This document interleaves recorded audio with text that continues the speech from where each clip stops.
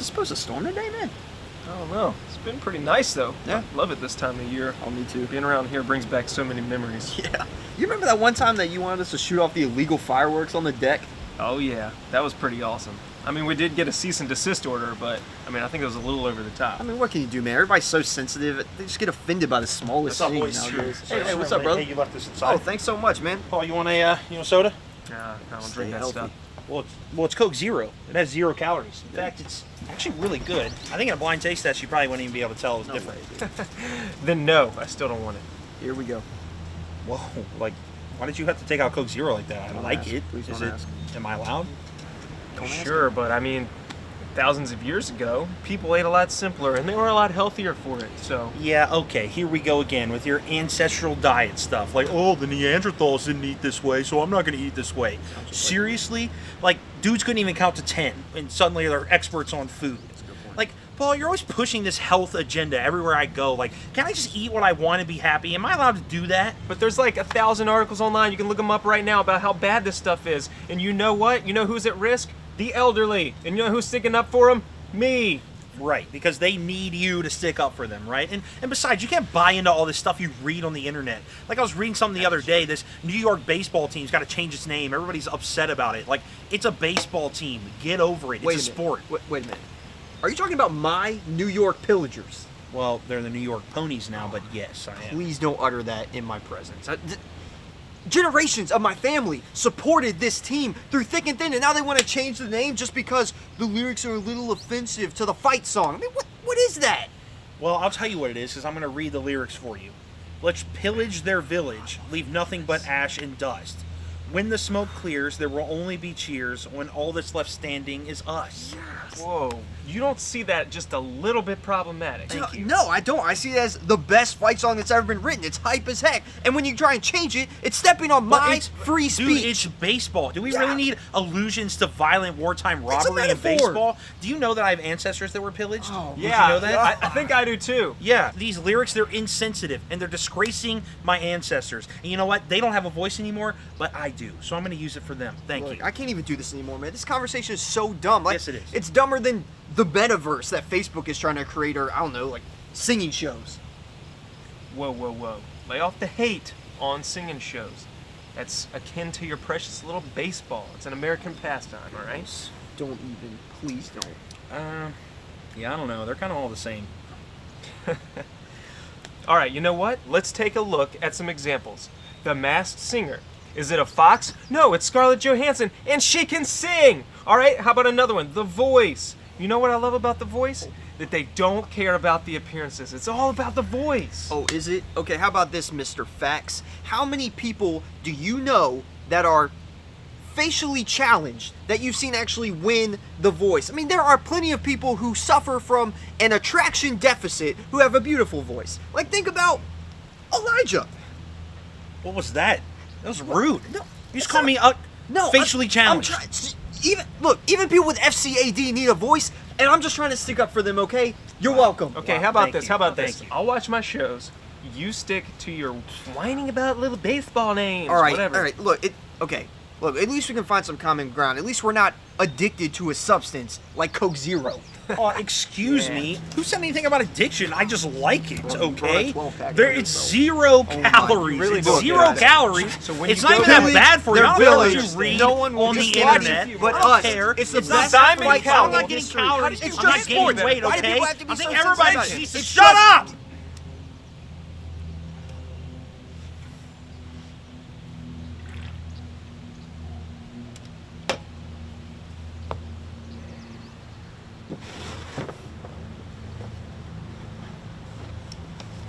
You guys want to go light off some more fireworks off the back deck? Absolutely, Yes. I do. Wouldn't it be nice if all of our tense conversations ended with getting together and going to do something fun? And who doesn't long for a community where we can have different points of view and still end our debates like we're friends? And what would the world be like if there was more kinship and less hatred, more valuing and less demonizing, more lifting up and less putting down? The sketch we just saw, well, it ended well enough, but it illustrates a lot about where we are today, where everything seems like it's a tinderbox. Many of us, including me, by the way, feel like we've been relegated to shallow, superficial conversations because you just never know. You never know when the most benign, seemingly insignificant topic is going to produce an eruption from the person you're talking to.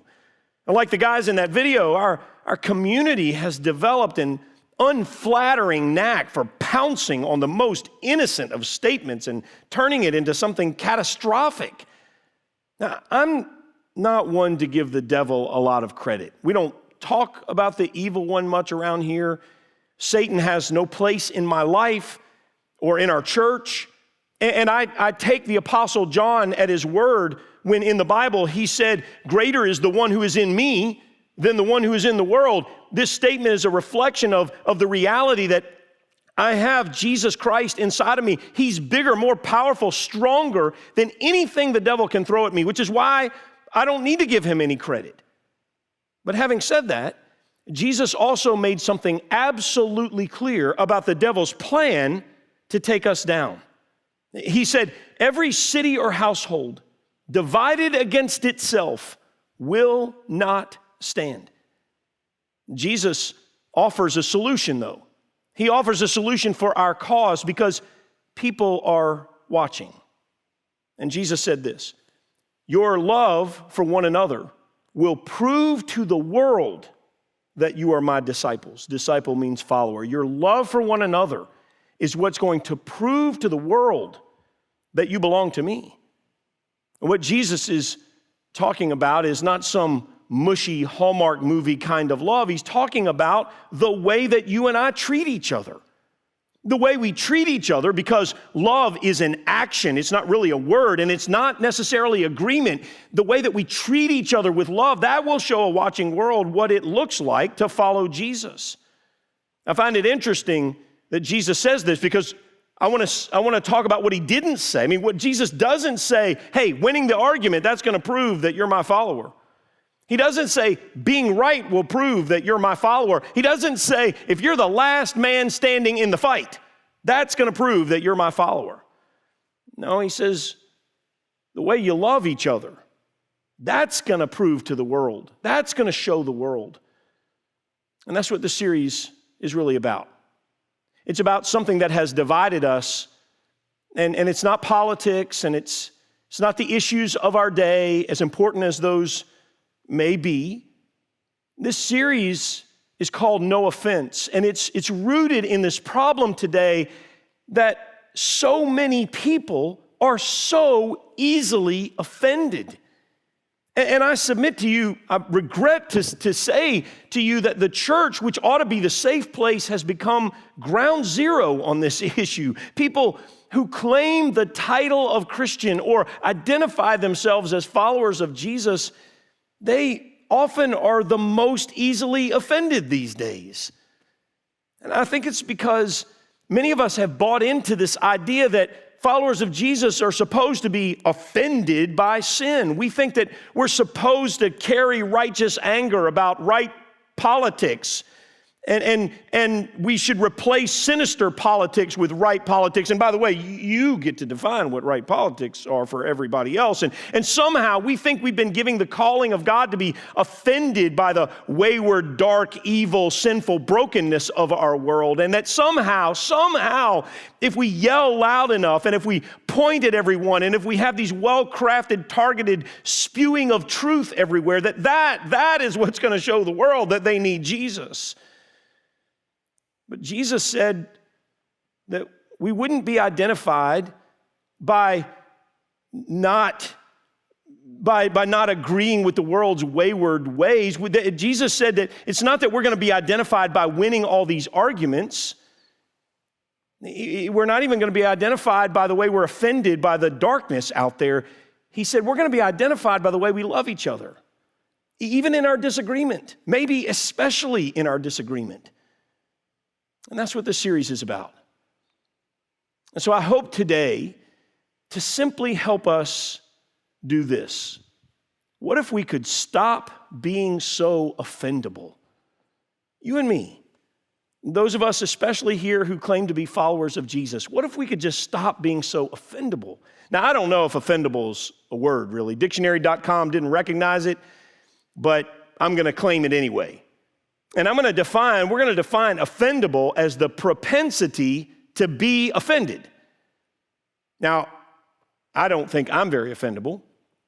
I mean, I don't think a whole lot of things upset me. Unless you attack my wife, Susan, that makes me mad in a hurry. And if you hurt one of my kids or my grandkids, I mean, that can really get me amped up. But that's about, if you criticize my messages, that's true. And here's one.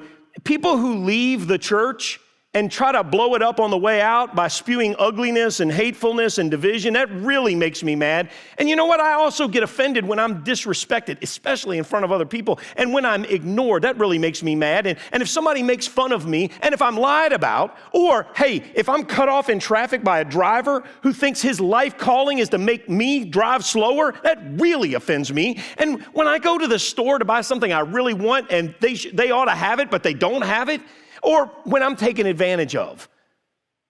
Yeah, that's it. Except for those things, I'm not offendable. I did forget one. When I'm hungry, I'm highly offended. At who, you ask? At everybody. Anybody around me, if I'm hungry, offends me if I'm hungry. And I'm not the only one who gets offended by all these things. On Facebook this week, I asked you to help me by telling me what makes you mad. And holy cow. In addition to being offended by other drivers, which was a popular answer, by the way, you also seem to get angry when people are late, when they chew loudly, when you can't find your favorite soda, when you share your car with a person, but when they bring it back, they don't adjust the seat to fit your legs. And apparently there's a major problem with dishes that disappear in houses that have teenagers. We also feel anger and offense when we're manipulated, when we feel betrayed and mistreated, and when we see it happen to other people. We're offended when people don't pull their weight, or when they're irresponsible, or when we get mislabeled. Greed and hypocrisy offends us. In fact, I went through a long list that you responded to. There's no shortage of reasons, funny reasons and serious reasons, to be offended. But if we're going to live better, if we want our lives to be free of the burden of all these offenses, then the truth is that one of two things are going to happen, and you can't be both. One of two things are going to happen. Either we're going to make people stop doing things that make us angry, or we're going to control our anger. Either we're going to make people stop doing things that make us angry, or we're going to control our anger. And I ask you, which of these two things do you have dominion over? There's just one, and that's you. So I want to show you how to do it. I think God wants to show us how to do it. A few weeks ago, I taught on a text from James, the brother of Jesus. And we looked at one small piece, but it had a powerful teaching, and there was a lot to it. So here's what I gave you in the words from the Bible from James a couple of weeks ago. My dear brothers and sisters, take note of this. Everyone should be quick to listen, slow to speak. And we focused that week on listening. A really important, I would argue, an essential skill to learn if you want to live your life well. But the truth is there was more to this text. We focused here, but let me finish it for you. My dear brothers and sisters, take note of this. Everyone should be quick to listen, slow to speak, and slow to become angry. Because human anger does not produce the righteousness that God desires. So we focused on listening, but James also goes on to talk about anger. Anger somehow also tied to the lack of listening. If you don't listen well, you're more likely to not understand. If you were here that day, that would make more sense. But what he's saying here is that we have to think about the fact that human anger does not produce the righteousness that God requires. As a matter of fact, James wants to distinguish between human anger and some other kind of anger, the anger that at times God himself in the Bible displays. So I want you to know that James opens the door to anger here, just distinguishes it, our anger, different from God's anger, if you will. So when I think about it that way, I think, well, should we be angry or offended by things like injustice? Well, absolutely.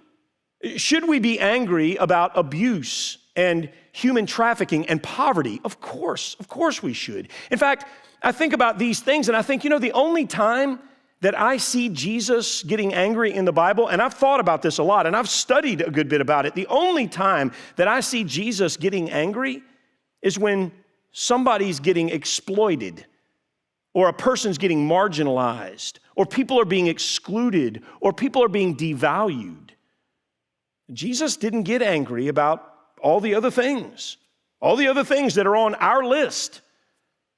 So we've got to ask the question, how do we do this? How do we become people who are slow to become angry, who are less offendable?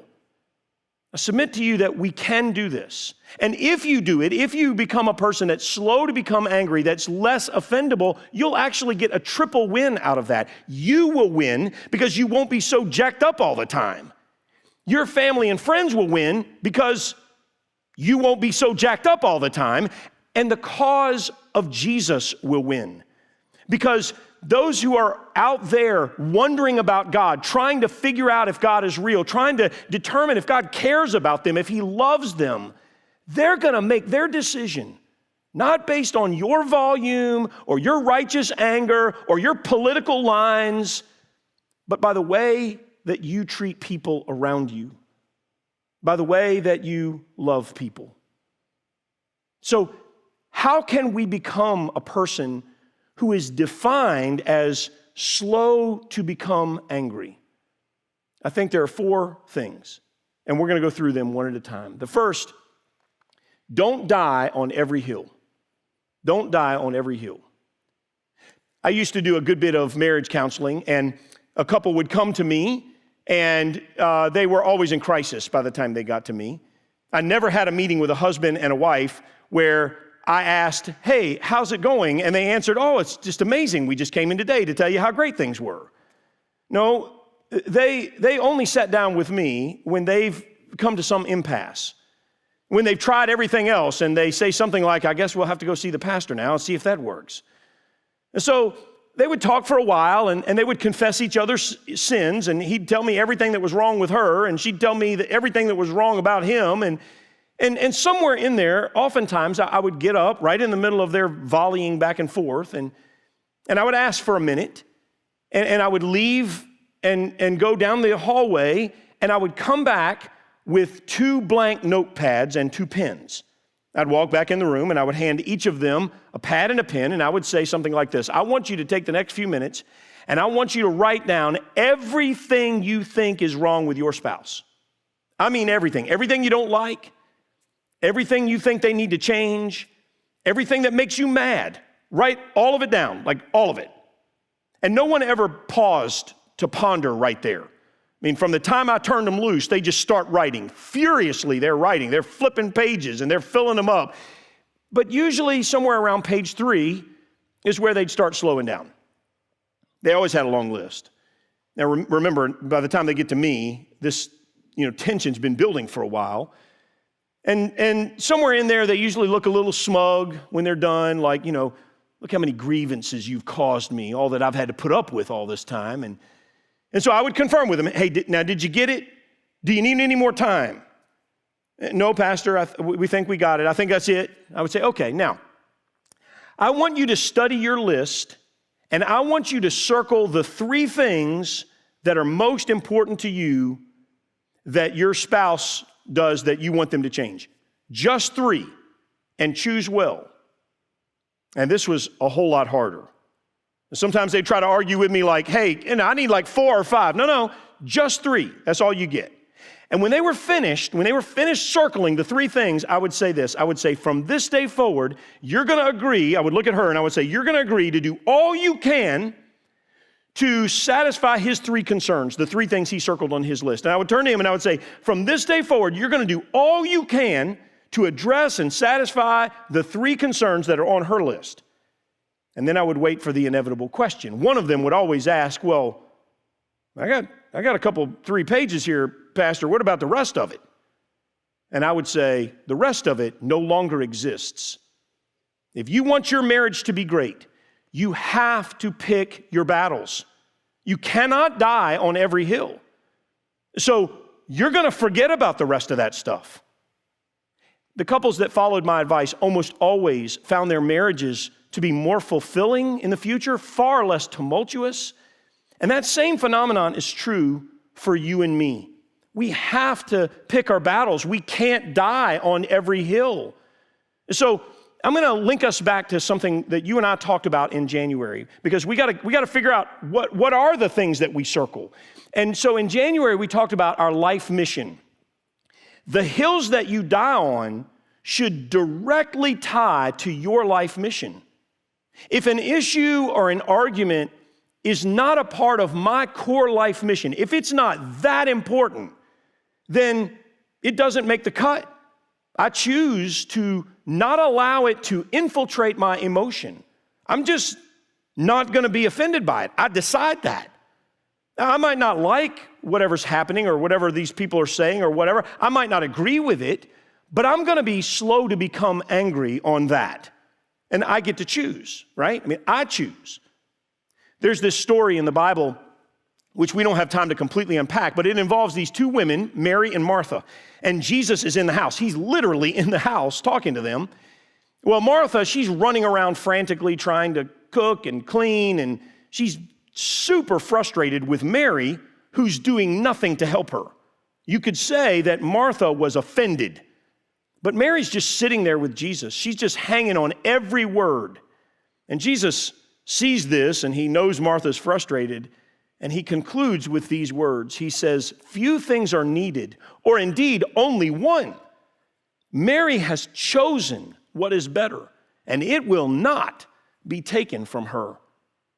Few things are needed, he says. Few things are needed. What he's saying is, don't die on every hill.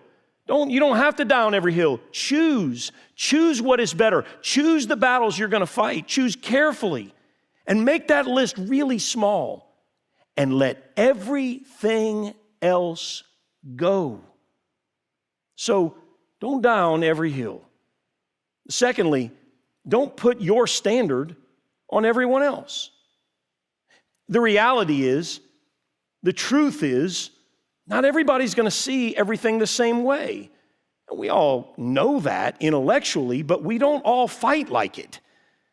Our latest vitriol is centered around our desire to have my standard apply to everybody else, not just to me. We've done that for 2 years now with masks and vaccines, and we've done it with schools, and we've done it with the politics of sports, and we do it with morality. And I'm reminded of the famous words of Joshua, who's leading the people of God, and he's in a position of authority and influence, and he's affirming that he gets to choose his standard, but he also affirms that everybody else gets to choose theirs. Famously, he said, "If serving the Lord seems undesirable to you, then choose for yourselves this day whom you will serve, whether the gods of that your ancestors served beyond the Euphrates, or the gods of the Amorites in whose land you are living. But as for me and my household, we will serve the Lord." Joshua was acknowledging what you and I think, sometimes forget, that my standard is my choice. My moral compass, that's my choice. My political ideology, that's my choice. My ethical foundation, my faith position, I get to decide all of that. So why do we act like I should get a choice, but you shouldn't? You get to choose your standard, and I get to choose mine. More than that, I actually respect the fact that you get to decide. It doesn't necessarily mean I think you're right, but what it does mean is that I'm going to respect your ability to choose. I choose my standard, you get to choose yours. And it's okay.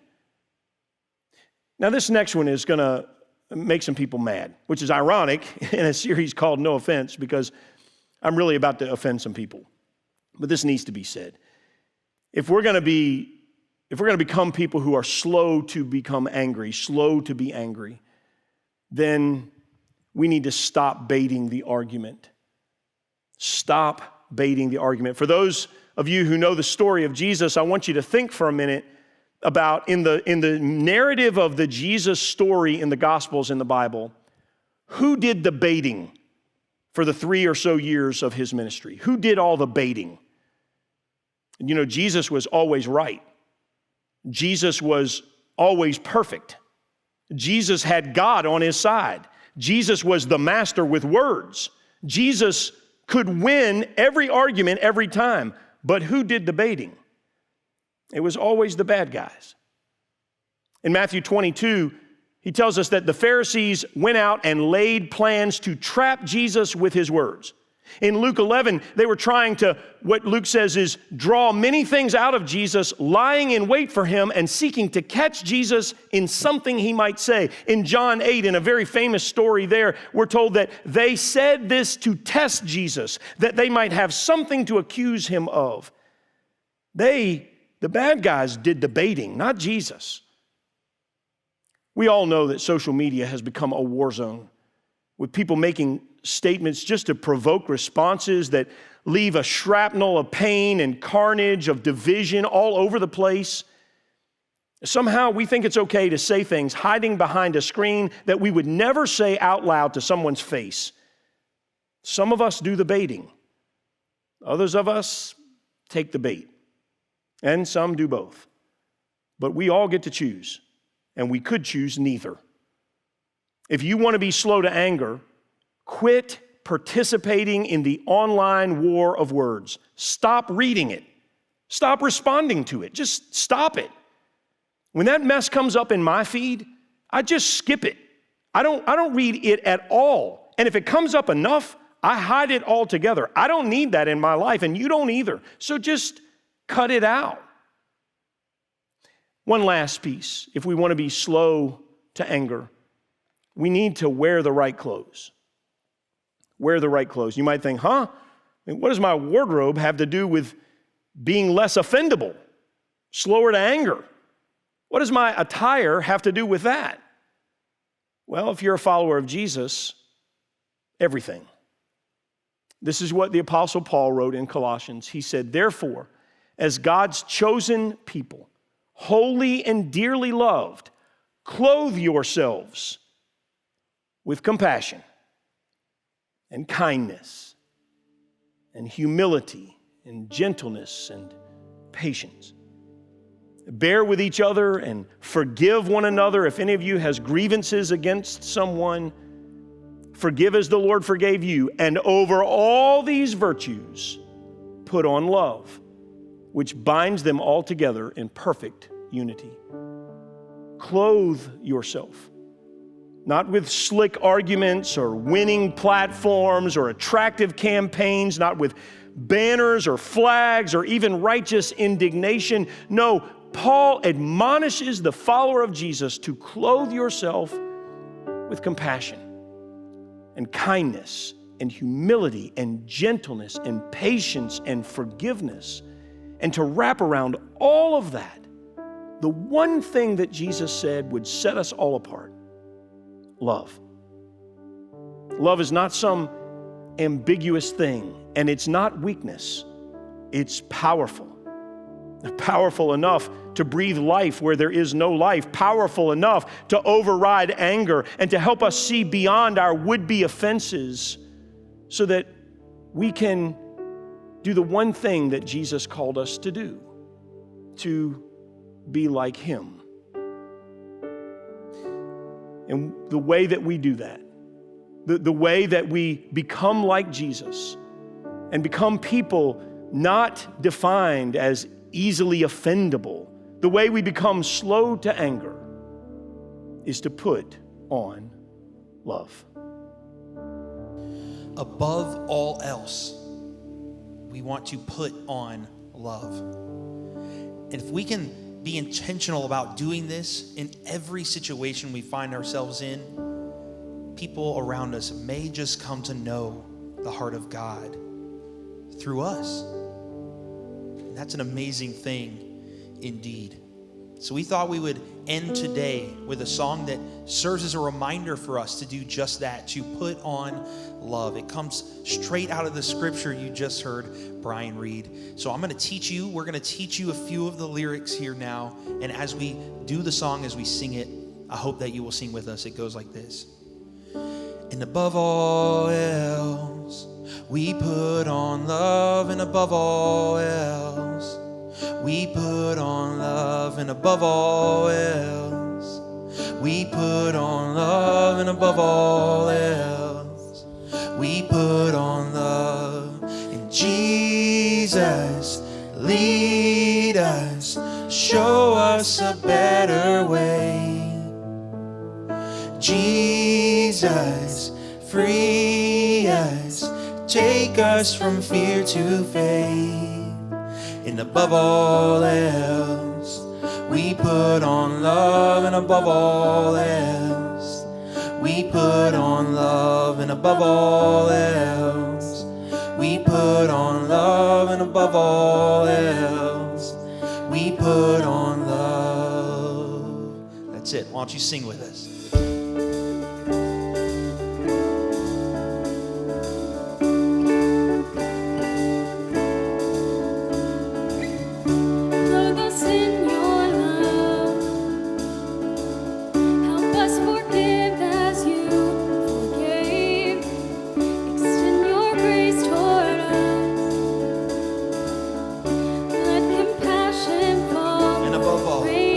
Above all else, we put on love, and above all else, we put on love. Jesus, lead us, show us the better way. Jesus, free us, take us from fear to faith. And above all else, we put